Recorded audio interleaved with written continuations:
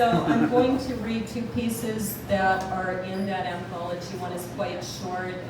Both are from authors who are not local, so they won't be here to do readings, but we'll be setting up readings. This is called Sea Song by J.A. Sellers. Rocky shore in a rocky land, harp lifts its voice to gentle hand, dances wind among the strings. Softly sighing, the soft breeze sings, burbles the brook beside the song, it adds its voice and sings along. The child stops to listen and see, pirouettes with joy and glee, her skirt spins out and her hair blows free, waving her arms and clapping her hands on a rocky shore in a rocky land.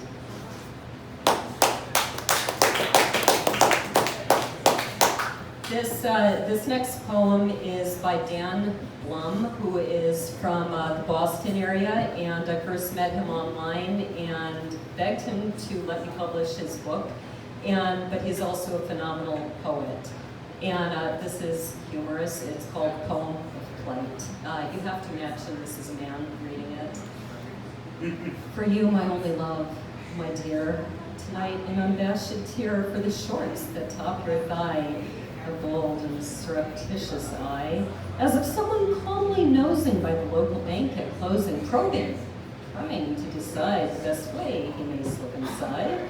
For my beloved, once a leer upon her soft and blanching rear, a gaze upon the after trail of her pirouetting tail, and a glance into her eyes as she looks back to realize the tingling in her derriere is just a warming to my stare.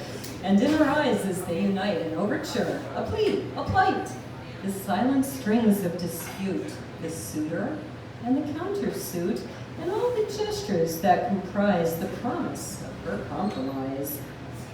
This is all I bring tonight, a lyre, a poem, a manly plight, a hope, a brazen look, a plea. Dear one, it is up to thee.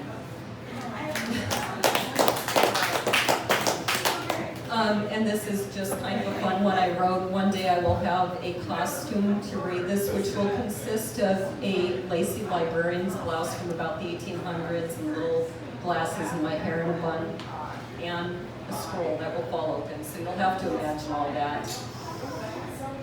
Dear sir, I do humbly request that you remove your monkeys from my home. You, I found delightful on your own, a charming and cultured man, tall and lithe and quick of wit, and a dashing morning coat with your top hat on. And let me not forget, delightful to look upon.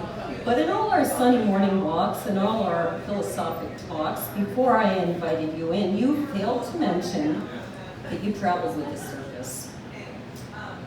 Or that your monkeys were beloved above all and go where you go. Hence, they are now in my kitchen, in my parlor, in my hall.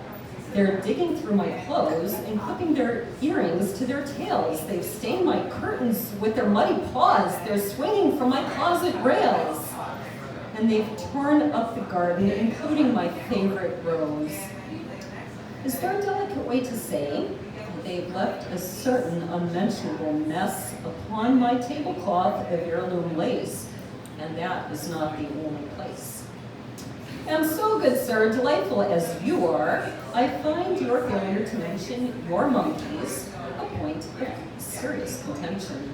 And though I'll miss your charming wit, neither it nor your dazzling conversation is enough for me to endure this vexation. Your monkeys, the ones you didn't mention, may not stay.